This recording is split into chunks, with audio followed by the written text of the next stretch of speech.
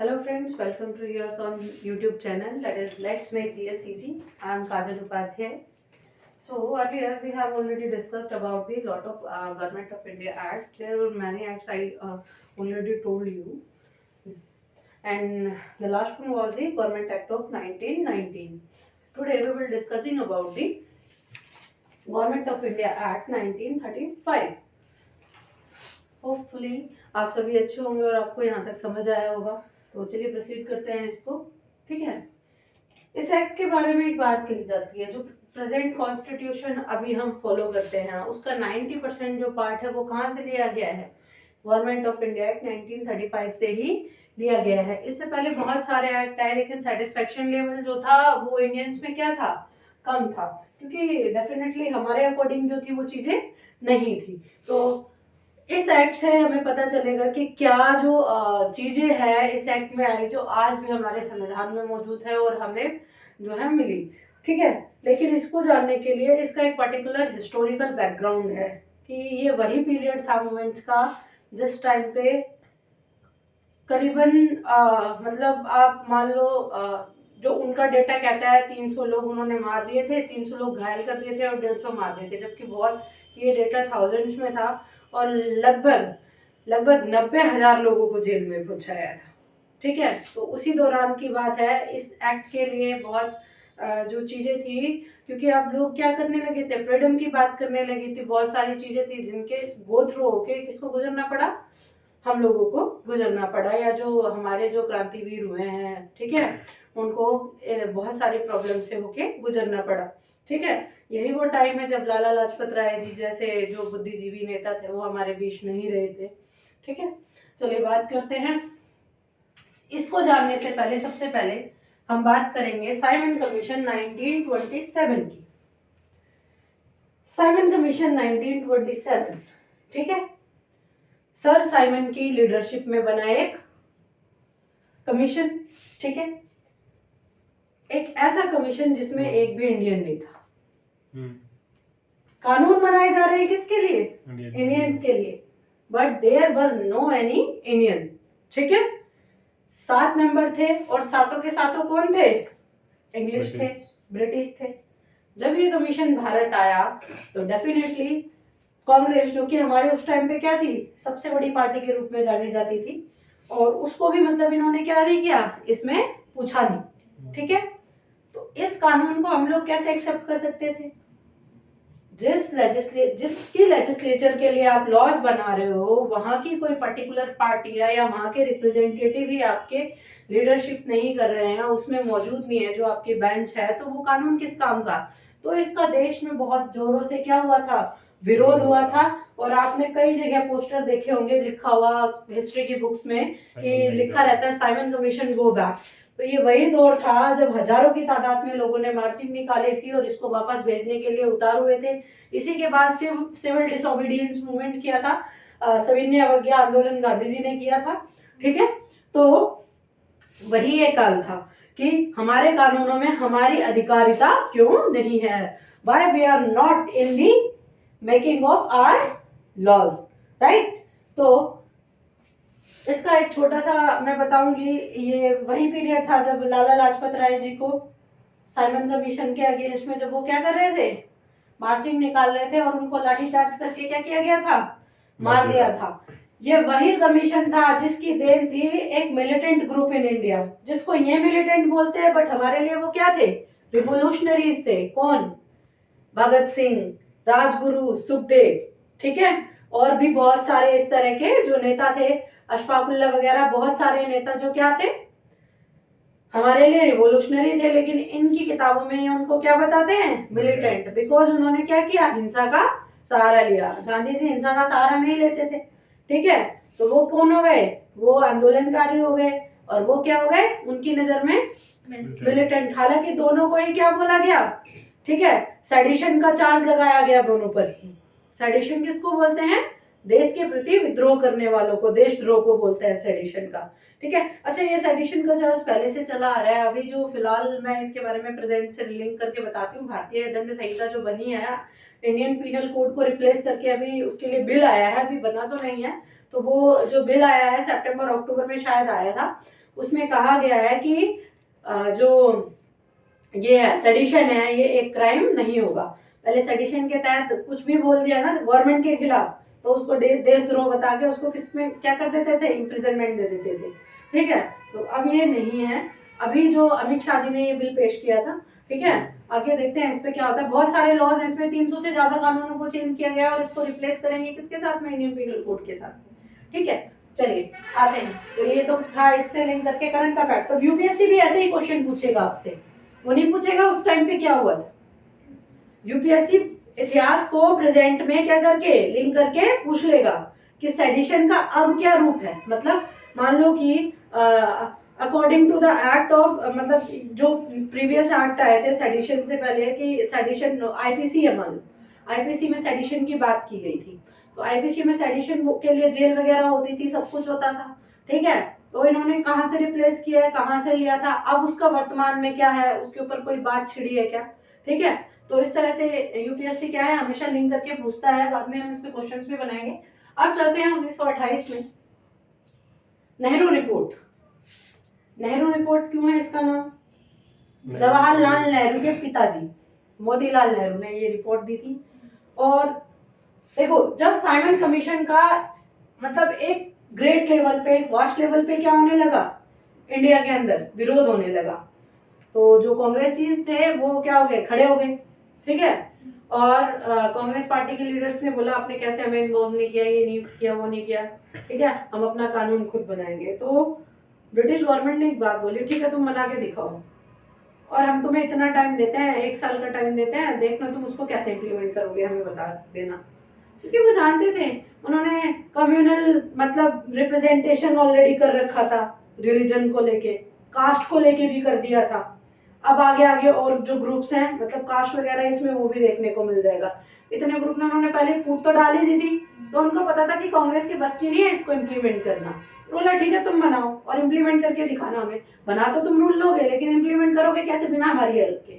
ठीक है, तो उसी एवज में मोतीलाल नेहरू की प्रेजेंस में ये रिपोर्ट बनी। ठीक है, जिसे क्या बोला गया, नेहरू रिपोर्ट।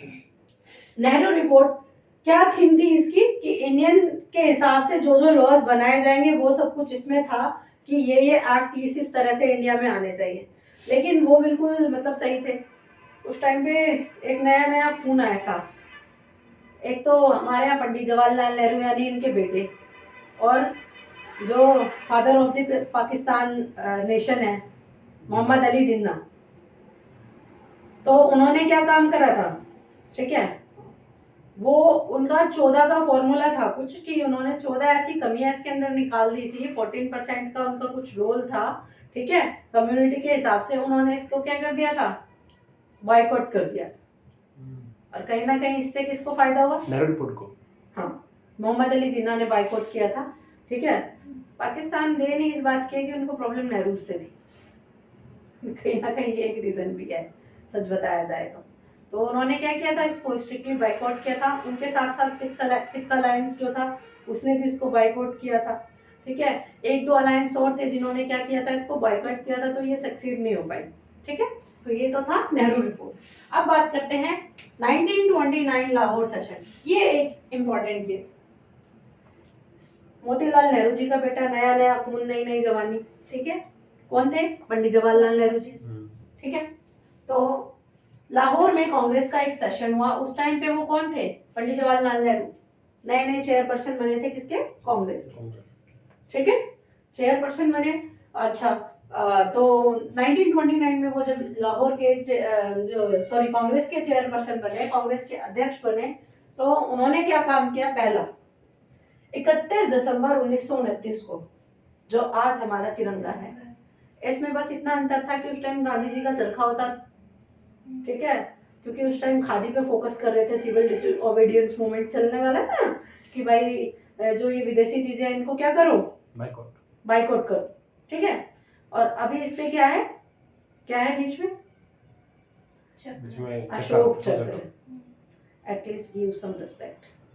ठीक है ना, कितनी तिल्लियां होती हैं उसमें, 24 या 26, 24। ठीक है, किस चीज का सिंबल है वो, हमेशा चलते रहने का, डेवलपमेंट का।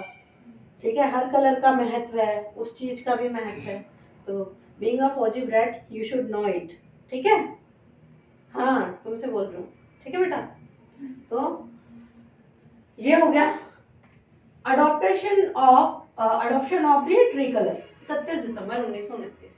ठीक उसके 26 दिन बाद नया खून था।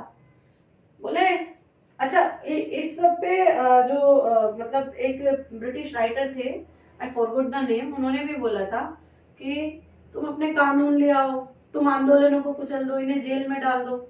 ये आजादी मांग थोड़ी रहे हैं, आजादी इनके जहन में उतर चुकी है। इन्होंने अपने मन में मान लिया है कि भाई हम क्या हैं, आजाद हैं। और उनमें से ही एक गर्म खून जो था वो किसका था उस टाइम पे, पंडित जवाहरलाल नेहरू का। ठीक है, तो उन्होंने 26 जनवरी 1930, इसीलिए इस डेट को क्या रखा गया 20 साल बाद, इम्प्लीमेंटेशन ऑफ कॉन्स्टिट्यूशन की रखा गया ना, इसको रिपब्लिक डे के रूप में सेलिब्रेट करते हैं ना। जानबूझ के 20 साल बाद इस डेट को चुना गया था पूरे देश में कॉन्स्टिट्यूशन को क्या करने के लिए, इम्प्लीमेंट करने के लिए, जबकि अडॉप्ट तो 2 महीने पहले ही हो गया था, 26 नवंबर 1949 को ही, तब भी कर सकते थे ना। ठीक है, लेकिन पूरी तरह से इम्प्लीमेंट इसको कब किया, 26 जनवरी। हाँ, यही है वो इतिहास कि इन्होंने इंडिपेंडेंस डे मना दिया था 1930 में। किसने, पंडित नेहरू ने। इनसे इंस्पायर जो लोग हुए उस टाइम, तो गर्म खून था भाई इनका, बाद में ये गांधी जी के फॉलोअर हो जाएंगे और क्या करने लगेंगे, नॉन वायलेंस में बिलीव करने लगेंगे। ठीक है, उसी टाइम इनके विचारों से कि अब तो हम आजादी लेके रहेंगे जो कुछ मतलब क्रांतिकार थे। हालांकि ये वाला फैक्टर भी इसमें मेन रीजन था, और ज्यादा क्या हुआ, एक्सपेंड हुआ और मिलिटेंट अलायंस बना। ठीक है, तो उन्होंने अपने आप को आजादी के नारे ले लगाना शुरू कर दिया। ठीक है, तो जो जितने भी क्रांतिकारी हुए आगे आपने देखा कि अब एक गरम दल बन गया है नरम की जगह पे। ठीक है, जो कि क्या थे, एग्रेसिव मतलब अलायंस के थे। ठीक है, गुस्से वाले थे कि हम इनसे प्यार से बात करते रहेंगे ना तो ये कुछ नहीं होना, अब आजादी क्या है, लड़के लेनी पड़ेगी, या तो मरो या मारो। ठीक है, और सुभाष चंद्र बोस भी आगे जाके उन्हीं नेताओं में से एक बनेंगे, याद रखना। तो तभी तो उन्होंने बोला था तुम मुझे खून दो, मैं तुम्हें आजादी। ठीक है, give me blood I will give you the freedom. ठीक है, तो ये हो गया। अब ये बात हो रही है 26 जनवरी 1930 की। 12 मार्च 1930, क्रोनोलॉजी से चलते रहेंगे, 1930 में ही ठीक 2 महीने बाद, याद रखना। 27 में साइमन कमीशन आया, इसको बाइकआउट किया गया। उसके एवज में इन्होंने बोला कि चलो तुम अपने कानून बना के दिखाओ। नेहरू रिपोर्ट आई, इसको बाइकआउट किया कुछ अलायंस ने, इसलिए इसको सक्सीडेड नहीं माना गया इंडिया में। फिर लाहौर सेशन हुआ उसके 1 साल बाद, उसमें जवाहरलाल नेहरू जी को क्या बना दिया, चेयरपर्सन बनाया कांग्रेस का। और उसमें क्या हुआ, मेन चीज जो हुई, एक तो ट्री कलर को लिया गया, उसके ठीक 26 दिन बाद उन्होंने इंडिपेंडेंस डे सेलिब्रेट कर दिया। ये डेट आज भी हमारे लिए इम्पोर्टेंट है। उसके बाद में 2 महीने बाद, ऑलमोस्ट या 1.5 से 2 महीने बाद में क्या हुआ, गांधी जी ने एक मूवमेंट शुरू किया, सिविल डिसओबीडियंस मूवमेंट। ठीक है, इसमें क्या क्या कहा उन्होंने कि सरकारी नौकरियां छोड़ दो, इनकी चीजें लेना छोड़ दो। हमारे कच्चे माल को पक्का तैयार करके हमें देते थे ना वो लोग। ठीक है, रॉ मटेरियल कहाँ से लेते थे वो, यहाँ से। और बाद में पक्का माल कहाँ से आता था, हाँ, कितने गुना दामों पे। ठीक है, हमारे जो मतलब डोमेस्टिक प्रोडक्शन थे उन्होंने ऑलमोस्ट क्या कर दिए थे, बंद कर दिए थे। उन्होंने खादी की तरफ, चरखे की तरफ जोर दिया।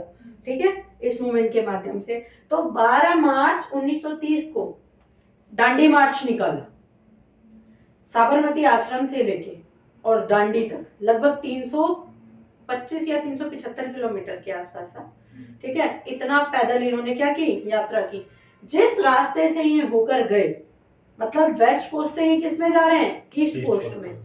उस रास्ते में कितने सैकड़ों गांव पड़ते थे, वो सारे लोग इनके साथ क्या होते चले गए, इकट्ठे होते चले गए, घर बार छोड़ के आंदोलन का हिस्सा बने कि भाई अभी आजादी चाहिए।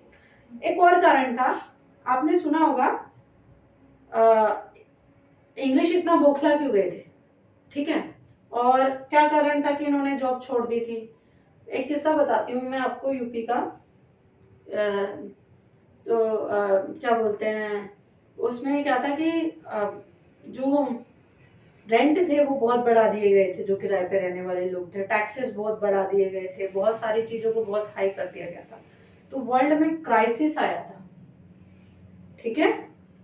सुना होगा आपने 1930 की महामंदी विश्व की, वर्ल्ड में पहली बार, इससे बड़ी जो मतलब जो क्राइसिस था, इकोनॉमिक क्राइसिस वर्ल्ड में पहले कभी नहीं आया था, ठीक है। वो क्राइसिस आया था तो उसका इम्पैक्ट इंडिया पे भी पड़ रहा था। अब उसकी पूर्ति के लिए ये क्या कर रहे थे, टैक्सेस बढ़ा रहे थे, रेंट बढ़ा रहे थे, और रेवेन्यू बढ़ा दिया इन्होंने, ठीक है।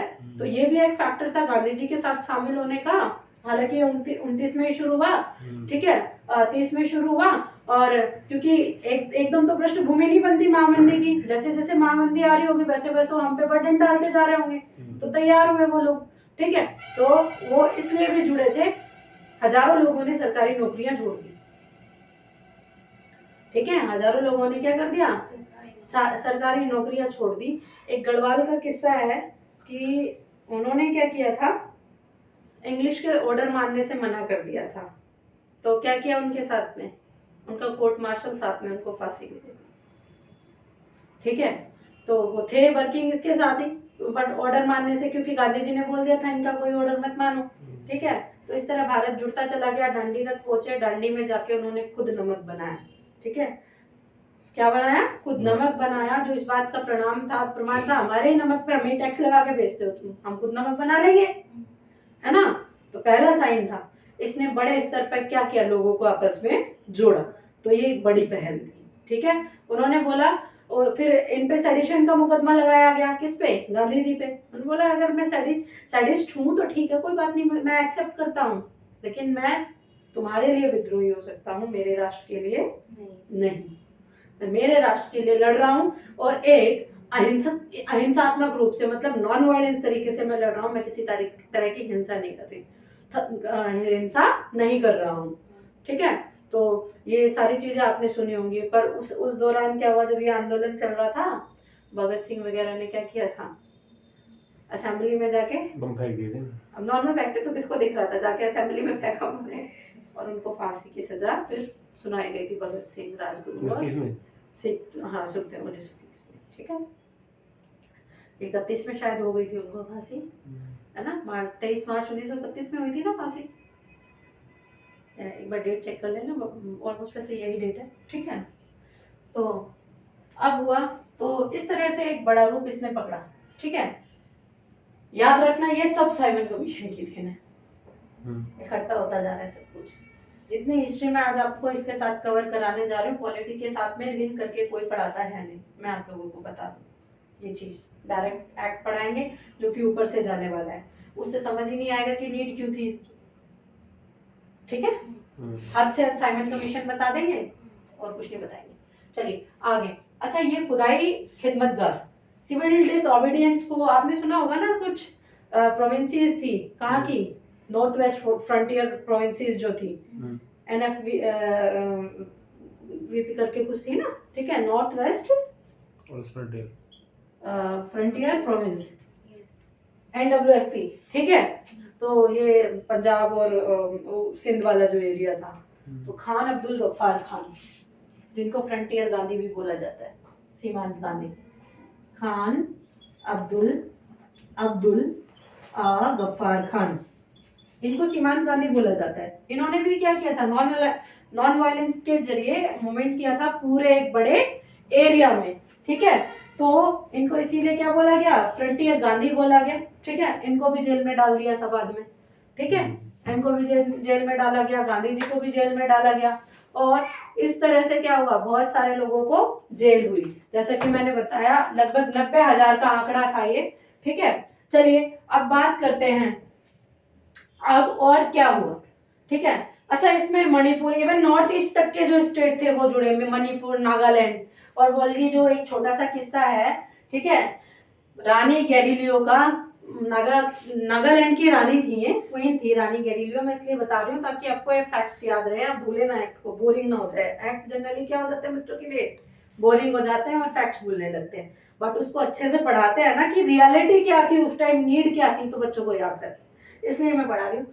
आजीवन कारावास हुआ था इनको, और आजीवन इम्प्रिजनमेंट का मतलब उस टाइम पे क्या होता था, आजीवन, ठीक है। और वीर सावरकर को क्या हुआ था, डबल लाइफ इम्प्रिजनमेंट, मतलब जिंदगी भर तो निकलने नहीं थे, लगभग 50 साल। ठीक है, फिर ये बेचारी 1900 क्या बोलते हैं 30-20 में जेल चली गई थी। 1947 में फिर जब देश आजाद हुआ ना, तब इनको निकाला था। नेहरू इनको लेटर भेजते रहते थे कि आपका नाम इतिहास में याद रखा जाएगा। नागालैंड, मणिपुर जो कि भाषाई तौर पर भी क्या है, बिल्कुल अलग है। ये किस बात का प्रमाण था? ये मैंने दोनों स्टेट क्यों लिए इसमें? मोस्ट नॉर्थ ईस्टर्न स्टेट है, क्यों लिए मैंने इसमें? कि अब पूरा भारत क्या है, यूनाइटेड है। साउथ में जो भी टोपी पहनता था और खादी पहनता था ना, गांधी जी को फॉलो कर रहे थे सब। गांधी जी की एक बात अच्छी थी कि पूरा देश उन्होंने क्या किया था, जोड़ दिया था। ठीक है, जो भी फॉलो कर, जो भी धोती पहनता, टोपी पहनता खादी की, उसको क्या करते, लाठीचार्ज। तो ये कोई तरीका था कपड़े पहनने पे? ठीक है, कि जबरदस्ती हमारे प्रोडक्ट खरीदो। तो गांधी जी की पॉलिसी थी कि सबसे पहले किसी को भगाना है तो उसकी इकोनॉमी का जो रीजन है उसको क्या कर दो, मानते हो ना? ठीक है, आए किस रीजन थे? तो वो यहाँ इकोनॉमिक रीजन से आए थे, है ना? ईस्ट इंडिया कंपनी क्यों आई थी? To gain the wealth.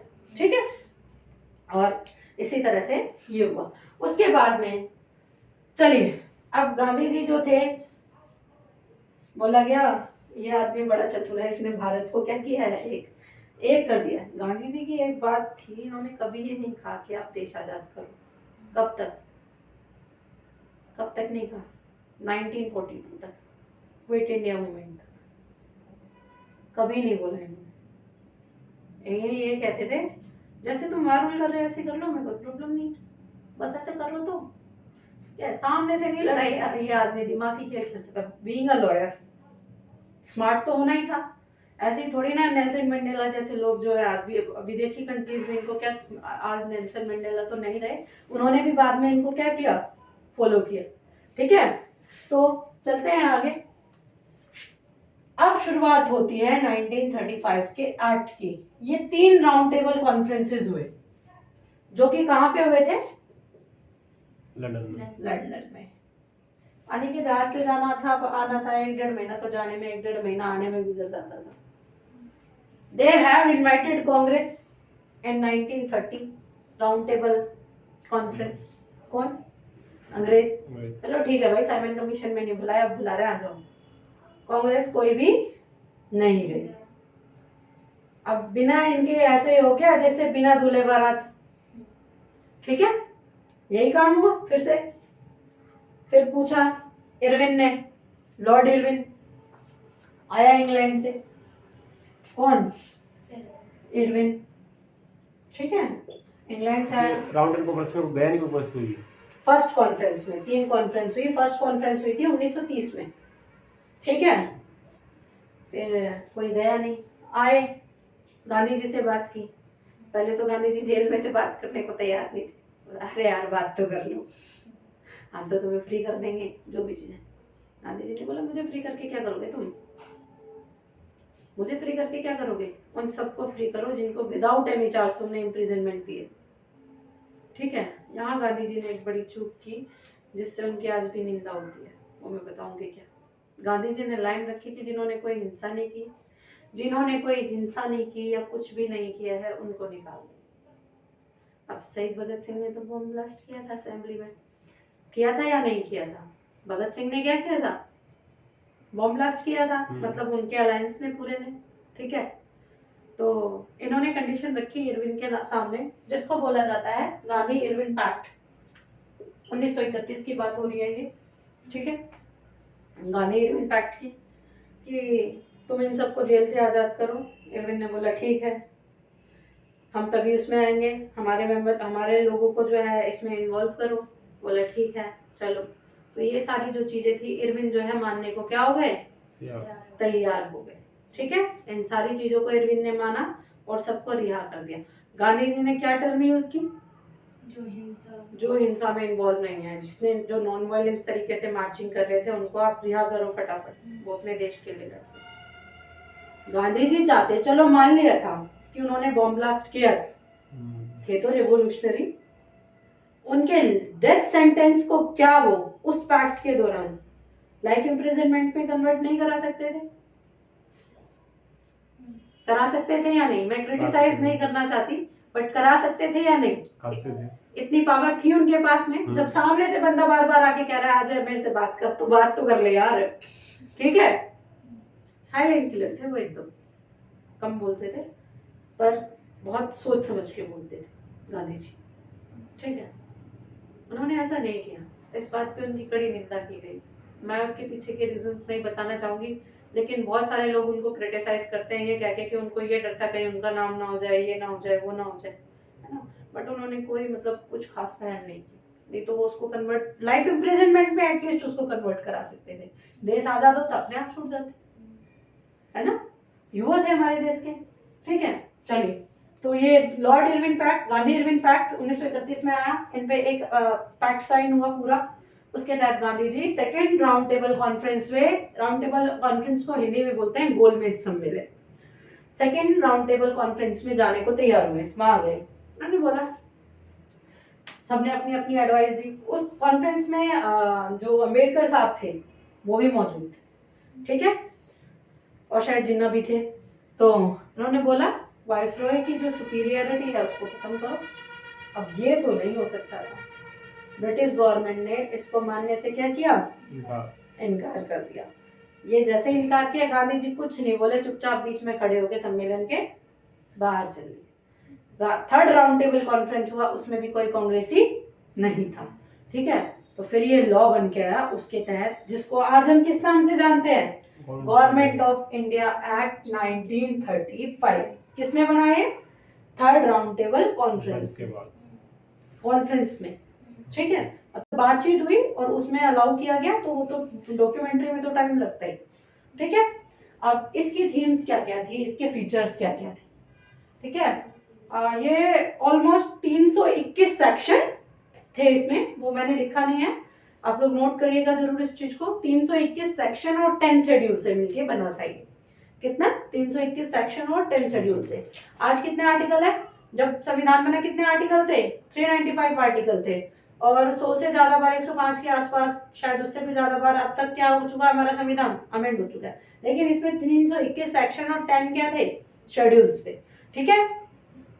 चलिए अब बात करते हैं। अब इसको समझना आसान ही नहीं, एकदम क्या हो जाएगा, स्मूथ हो जाएगा, मक्खन मलाई हो जाएगी, क्योंकि इसके हिस्टोरिकल बैकग्राउंड को मैंने डिस्कशन किया है, ठीक है। चलिए बात करते हैं। It provided all Indian federation consisting of provinces, ठीक है। अब ये क्या बात हो रही है, ठीक है।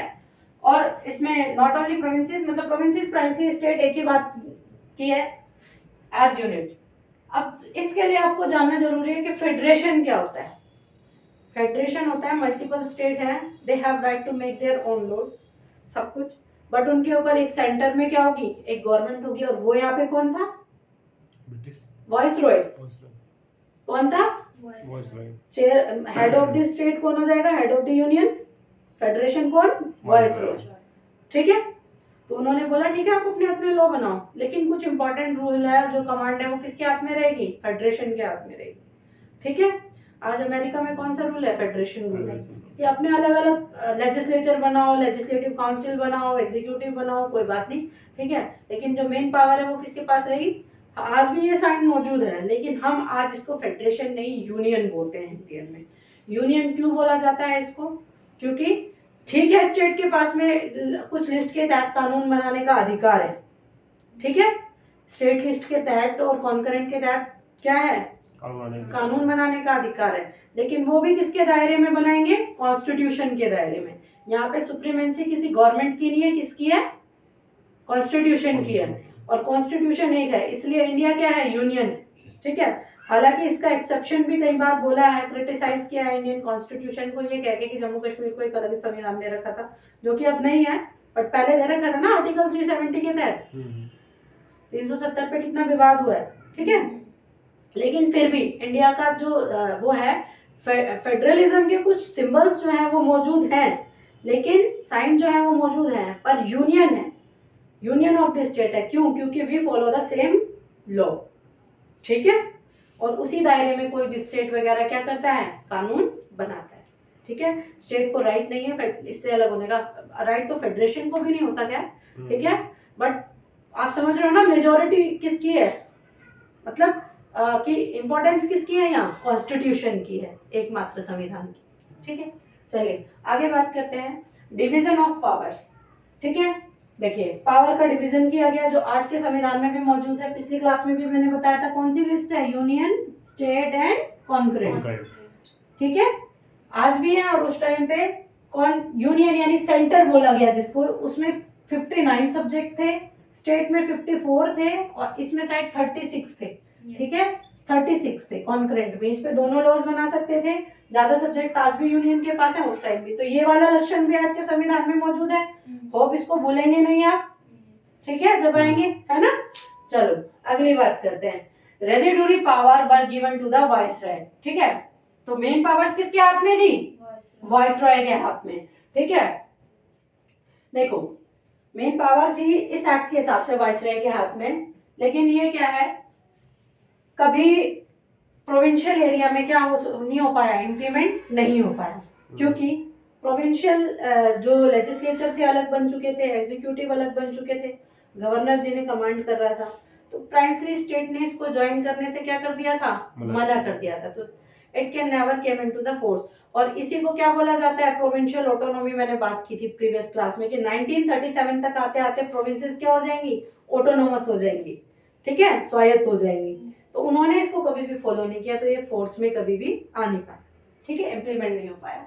चलिए आगे बात करते हैं। Abolition of dyarchy introduce provincial autonomy. ये मैंने बताया अभी, डायरकी का भी एबोल्यूशन हो गया था। ठीक है, कहां पर, प्रोविंसेस में। लेकिन सेंटर में आने की बात की जाएगी। डायरकी पहले 1919 में कहां पे आई थी, प्रोविंसेस में आई थी। 1919 में कहां आई थी अरुणा, प्रोविंसेस में, कल ही बताया था। ठीक है, और यहाँ पे अब क्या है, डायरकी यहाँ से हटके यानी प्रोविंस से हटके किस में चली जाएगी, सेंटर में। तो यहाँ पे ये इम्प्लीमेंट नहीं होगी। ठीक है, और ये किसका साइन था, प्रोविंशियल ऑटोनॉमी का, क्योंकि प्रोविंशियल ऑटोनॉमी हो चुकी है, उन्हें डिसाइड करना था हम क्या करेंगे। ठीक है, डायरकी होती क्या, लाइक दो वो होते ना, एक तो Authority. रिजर्व थी, ट्रांसफर्ड थी, दो, हाँ जी, रिजर्व और ट्रांसफर में बटी हुई थी। हाँ वो क्या मतलब, डेफिनेशन कैसे दोगे आप इसको,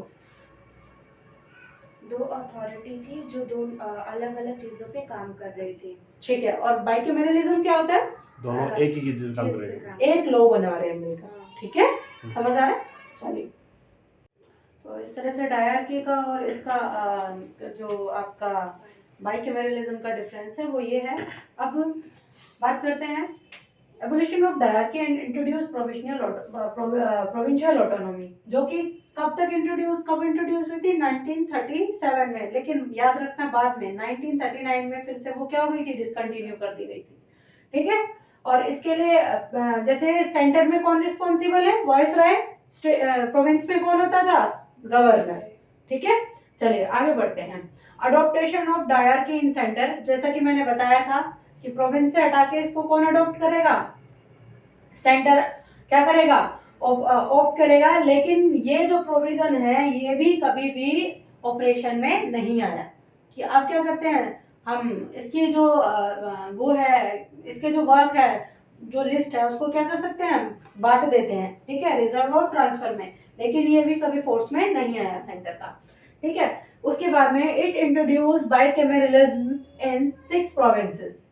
कौन सी 6 प्रोविंसेस थी, देखिए, बंगाल, बिहार, बॉम्बे, ठीक है, Madras, Assam and United provinces. ठीक है, इनमें क्या बनाया गया, बाइकैमेरलिज्म का मतलब ही क्या है कि दो असेंबली, दो सदन। ठीक है, जो कि क्या कहलाते हैं, क्या कहलाए, एक लेजिस्लेटिव असेंबली कहलाई और एक लेजिस्लेटिव काउंसिल। ठीक है, लेकिन याद रखना इसकी तो परमिशन मिली इनको, पर इस पे बहुत सारे क्या किए गए, रिस्ट्रिक्शन लगा के। ठीक है, चलिए, और सिर्फ प्रोविंसेस में। ठीक है, और 11 में से जो 6 प्रोविंसेस थी उन्हीं ने इसको क्या किया, इम्प्लीमेंट किया। ठीक है, चलते हैं आगे। Further extension of communal representation, जिसकी मैंने बात की थी। अभी तक क्या थे, सबसे पहले 1909 में क्या हुआ था, मुस्लिम्स आए थे सेपरेट इलेक्टोरेट में। फिर से Indian European, Indian Christians, Europeans, Anglo Indians, ठीक है, ये आए।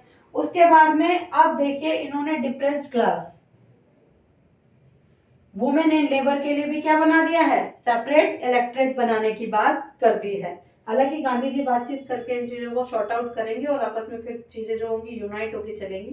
तो उसमें ये बोलेंगे कि ठीक है मैं यूनियन के फेवर में हूँ, अम्बेडकर जी से बात करेंगे, लेकिन इसमें भी जो डिप्रेस क्लास है उनके लिए क्या होनी चाहिए, सीट रिजर्व होनी चाहिए।